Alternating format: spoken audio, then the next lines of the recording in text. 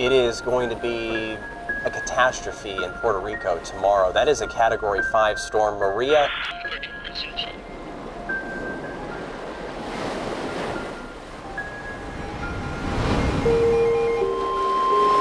Hurricane warning in effect. The National Weather Service in San Juan has issued a hurricane warning.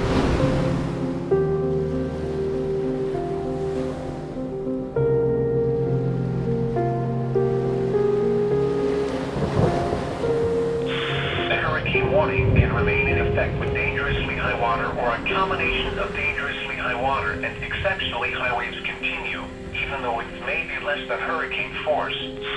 Looks like about an 8 a.m. landfall tomorrow morning. The winds are going to be devastating. We're talking about gusts up to 150 or more. Torrential rain, the strongest storm this island has faced in nearly a century.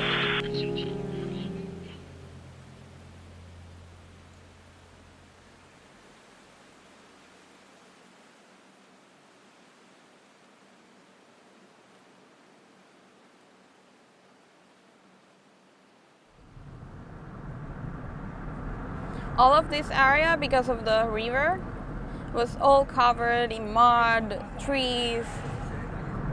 The smell, like that sand fermenting and all of the stuff that came from the river. I was so scared from this area. You will have earth from here and there. It was just a tunnel. Even taking care of this road, it's not worth keeping the house.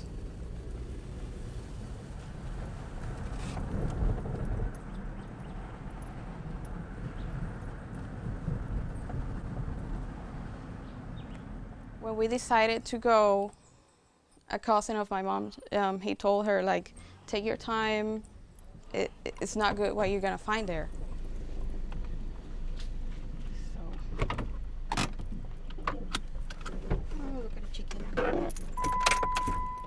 It took us 2 hours to go down there. We were walking with machetes. There were a lot of trees on the way.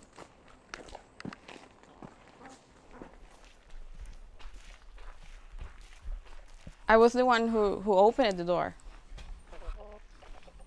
And I just couldn't stop crying.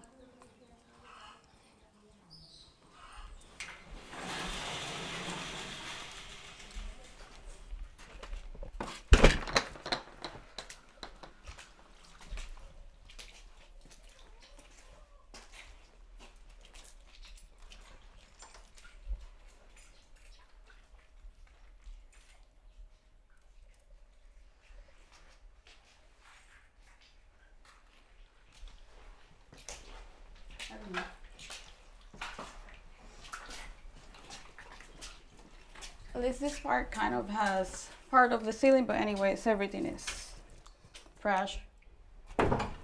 Rooms, it's horrible.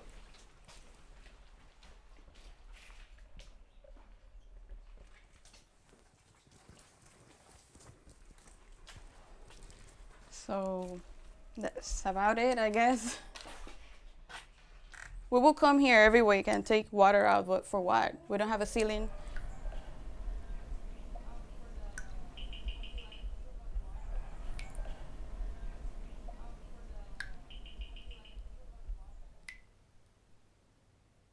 Everything is not safe for us, for anyone, or even the way to the house, so we just have to move out.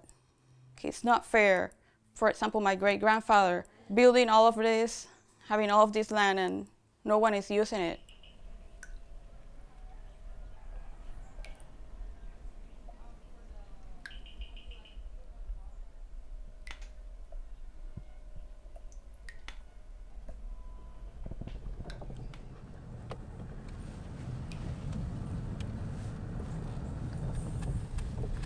This side of the neighborhood got electricity, like I would say, like a month and a half ago. It was the last part. We were 9 months without the electricity. So I would just change my day thinking about what I'm gonna do when we don't have electricity and what I'm gonna do when I have it. You will spend half of your day looking for water for basic stuff like just washing your hands, washing your clothes, washing the dishes, everything. Here it was the source of water for probably all of the area. So that was the water that we used for 6 months. Not having water is so unsanitary. Sometimes you will pass and you will see people washing their cars or even their hair there. It's like, no, no. It takes you a lot. Like the day, you usually will do 20 stuff and now you can do like 2 because your daily chores will take all of your day. This is the market, like the local one. They were the only ones open like for the first 2 weeks, I will say. We would go on the same week 2 times and the same thing that you bought 2 days ago, it will be like $2 more, which is not fair. He was the only one open and people just will buy it because they were desperate. Probably it doesn't have the best options, but at least it's very stocked up. Let's try this one. That's it. It had been a year of adaptation, frustration, a lot of things going through your mind every day, like, should I keep doing this, should I not? I was working at a restaurant in San Juan, and it just closed down.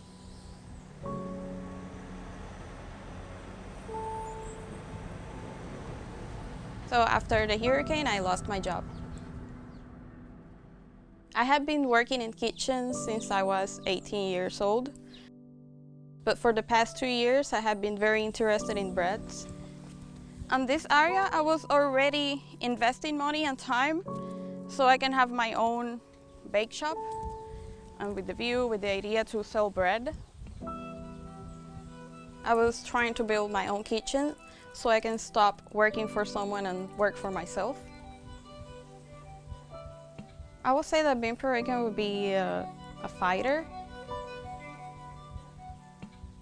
Like, even though if you're here, if you're in the city, if you're out Puerto Rico, you're a fighter because you're fighting for your living, for everything that you want. I had started something here before, and I want to finish it, and I want to fight for it.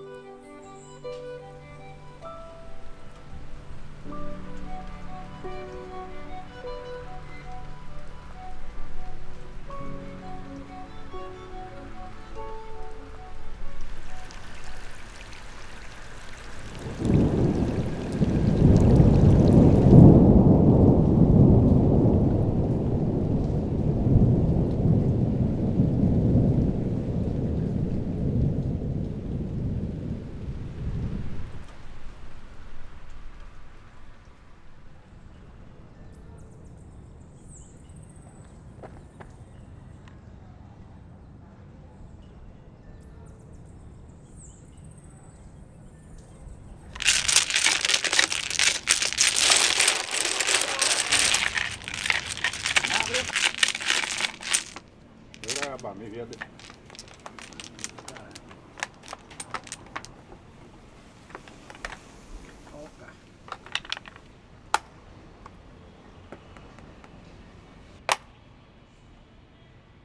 No tiene 4. Mírate,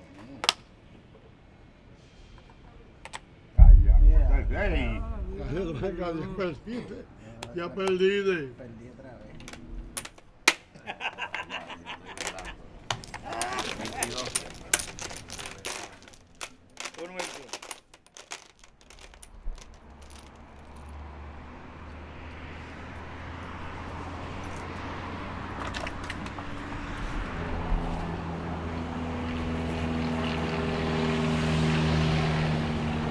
When I meet Waldo, the first thing he did, he barked at me. So I was like, oh, this is not gonna work. But then he became, se convirtió bien apegado a mí. Y Waldo llegó a un momento bien importante y crucial.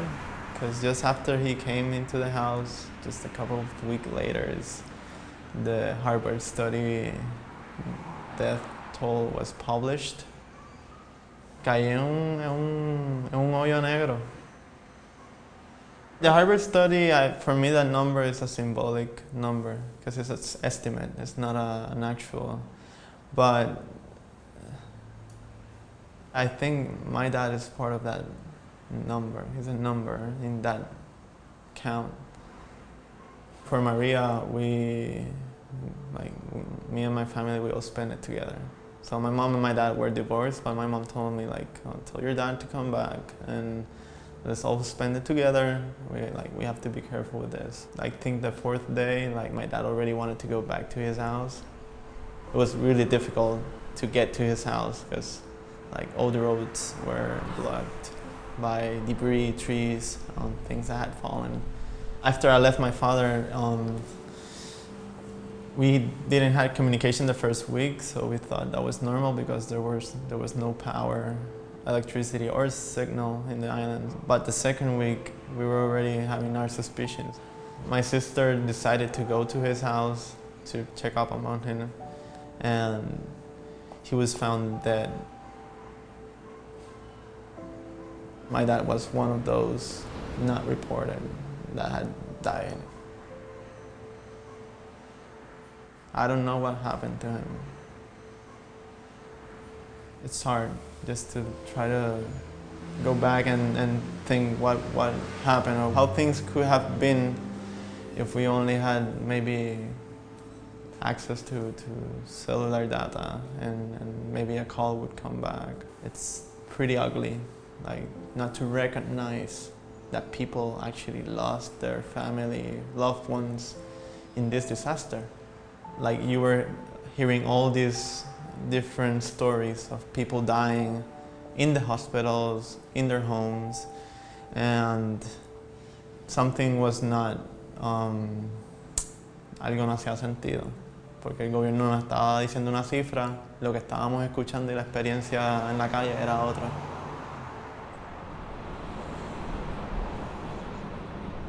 It wasn't until May that the Harvard report came up, and that was a pretty tough time for me. Me not being able to get up in the mornings, Waldo would come in the bedroom and he would watch me, and if I didn't wake up, he would go into the bed, he would bite me, take me out, I need to go out, I need to eat, I'm your responsibility. So that sense of me being responsible to him actually was the thing that permitted me to actually get up, have a walk, and it really helped me to not be alone in that process. Puerto Rico is more than just beaches and palms.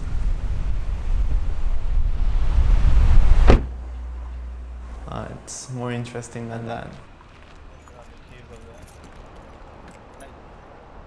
I'm a graphic designer, co-founder and director of De Diseño, which is a small independent studio located here in San Juan.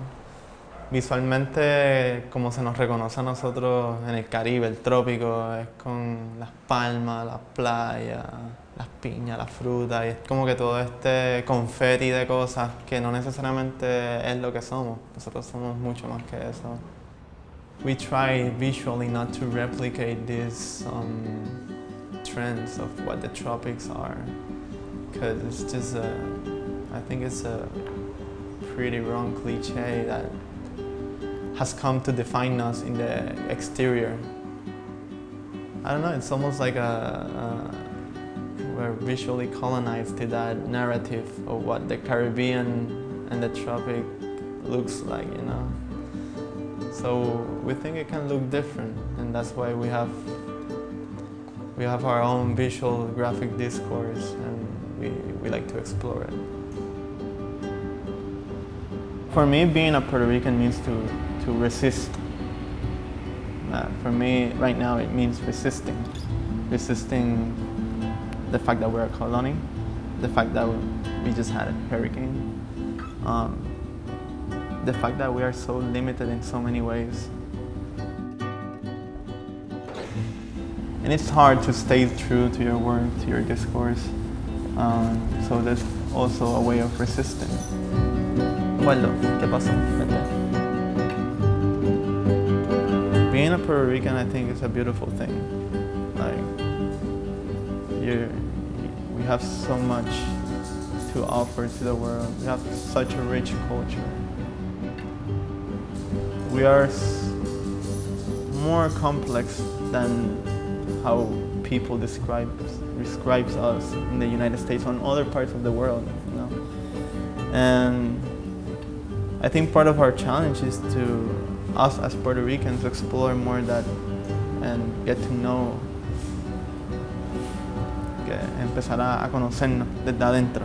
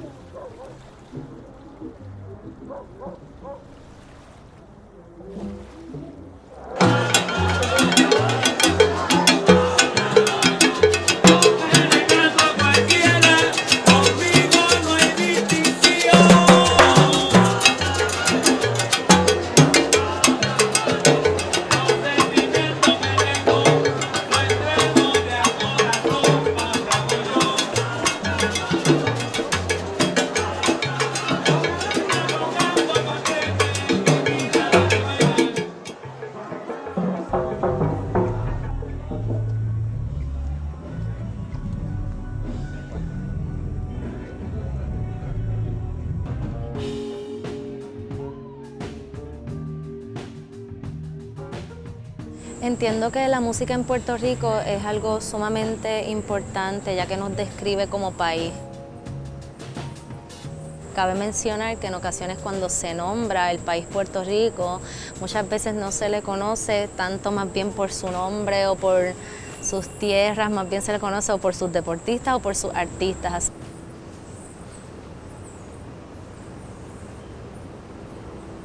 Así que entiendo que los artistas tenemos un deber muy amplio y muy grande de dar a conocer lo que somos. Soy Andrea Cruz, soy cantautora puertorriqueña, tengo 23 años y soy de ahí bonito, Puerto Rico.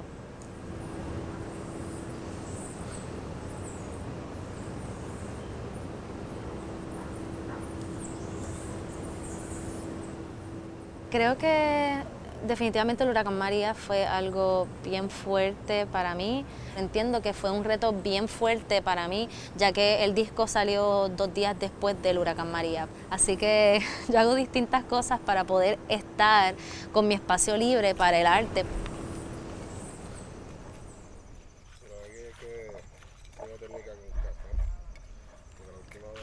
Yo traje la araña, por lo que ahora mismo no estoy...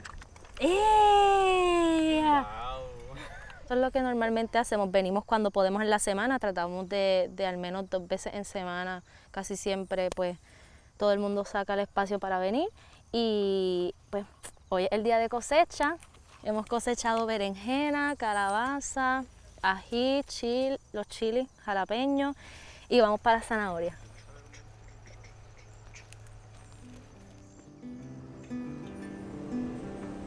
Todo lo que nosotros cosechamos lo hacemos para compartir con la comunidad. Nosotros estamos tratando de recuperar esas tradiciones ancestrales que son parte de nuestro pueblo y de nuestra fuerza, de nuestro cuerpo.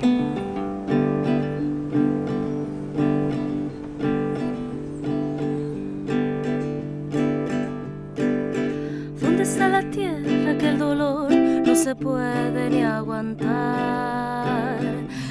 Sufro tanto esperando que vengas a buscarme.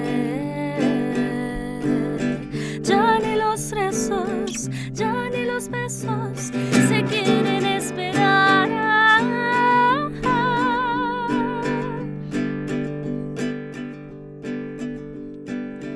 ¿Dónde está la tierra que la luna no se quiere ni asomar? Hasta las hojas preguntan por qué no sonrío más. Menos las estrellas ni se percatan ni me quieren escuchar. Oh. El cielo canta como ángeles.